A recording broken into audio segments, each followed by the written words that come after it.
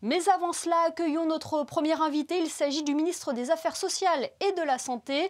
Bonsoir Didier Gamerdinger. Bonsoir Émilie. Nous allons faire un rapide tour d'horizon des dernières annonces du gouvernement Princi en matière de politique sanitaire. Tout d'abord, la vaccination. Où en sommes-nous et qui est concerné aujourd'hui? 8600 personnes ont été vaccinées à Monaco, première injection. Ça fait plus de 22% de la population monégasque, ce qui est bien, parce que ça permet d'assurer une immunité collective progressive. Et puis on sait qu'individuellement, ça protège les personnes concernées en les mettant à l'abri des formes graves de la Covid. Donc nous avons reçu, vous l'avez vu, une nouvelle livraison de vaccins Pfizer, ce qui nous met en mesure, comme nous l'avions annoncé, de continuer résolument notre politique vaccinale et de proposer cette vaccination aux personnes qui sont âgées entre 55 et 64 ans. On le sait, certains pays font face à une pénurie de vaccins. Est-ce que c'est le cas aussi en principauté?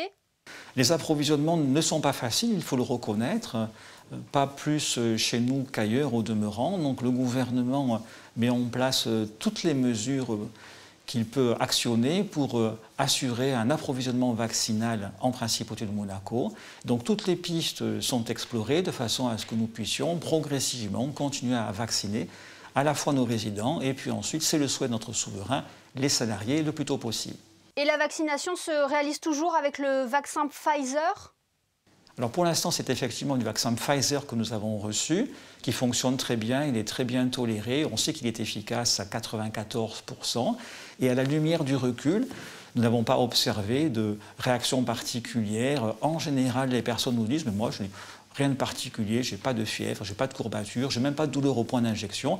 Il peut y avoir des petites réactions inflammatoires, mais c'est très rare, et en tout cas, ça ne s'inscrit pas dans la durée. L'autre actualité, monsieur le conseiller, c'est le déploiement des tests salivaires dès lundi à Monaco. Cela va faciliter le dépistage. Est-ce qu'il est fiable à 100%? Alors le test salivaire, c'est un moyen plus doux de tester les personnes, et en particulier les enfants. Et là, il y a un nouveau procédé qui a été récemment mis sur le marché, qui est un test salivaire. Donc c'est un petite fiole de salive qui est recueillie. On prélève 10 gouttes qu'on met dans un tube spécifique, et c'est envoyé dans un automate qui est spécialement calibré pour faire l'analyse de ce prélèvement. Alors c'est assez fiable, un peu moins que le prélèvement PCR nasopharyngé, mais ça fonctionne de façon satisfaisante. Et donc nous proposons, à partir de ce lundi, aux scolaires, du primaire et du cycle collège. Donc il ne concerne pas encore les adultes?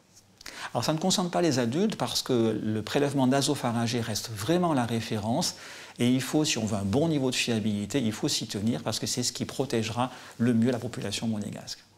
Combien de personnes ont été testées au centre de dépistage? Plus de 5000 par semaine. Alors c'est un chiffre qui est effectivement important. Si l'on souhaite avoir des références, ce que nous pouvons dire, c'est que nous testons en moyenne 4 fois plus que les Italiens, 4 fois plus que les Suisses et 3 fois plus que les grandes villes françaises qui sont pourtant très vertueuses, que sont par exemple Nice qui teste beaucoup et Marseille qui teste aussi énormément. Monsieur le conseiller, un rebond épidémique a été constaté à chaque retour de vacances. Est-ce que c'est le cas également aujourd'hui après les vacances de février? Alors c'est un peu tôt pour se prononcer, mais ce que nous constatons depuis 2 jours, c'est effectivement que les cas positifs sont un peu plus nombreux que par le passé. Donc le taux d'incidence, qui avait bien diminué grâce à l'effort collectif de la principauté de Monaco et de sa population, ce taux d'incidence a tendance à remonter. Stéphane Valéry, président du Conseil national, nous a dit hier en interview qu'il faudrait entamer une réflexion sur une plus grande autonomie de Monaco en matière de politique sanitaire. Quel est votre point de vue à ce sujet ? Alors l'autonomie est toujours la bienvenue puisque c'est le signe d'une souveraineté, l'État monégasque, une souveraineté affirmée.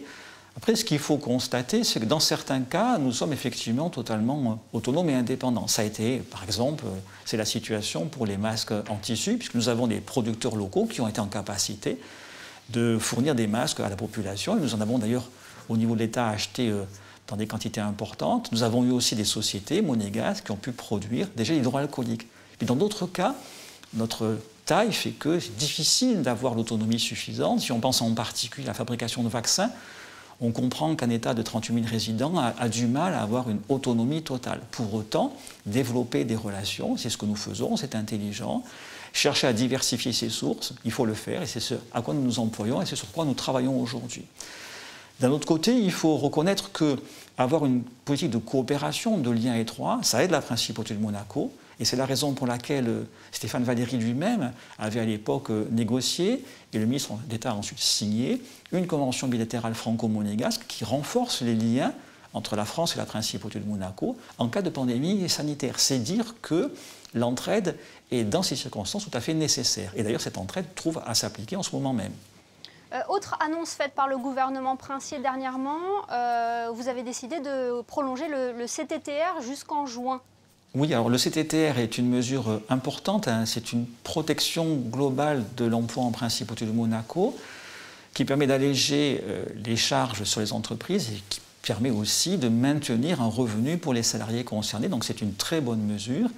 Et le gouvernement, en lien avec les partenaires sociaux, en lien avec le Conseil national évidemment, a décidé de prolonger cette mesure protectrice de l'emploi jusqu'au 30 juin prochain, de façon à continuer à accompagner les opérateurs économiques et les salariés de la Principauté de Monaco dans cette période qui continue à être difficile pour tout le monde. Merci beaucoup Didier Gamerdinger d'avoir été avec nous ce soir. Je vous en prie.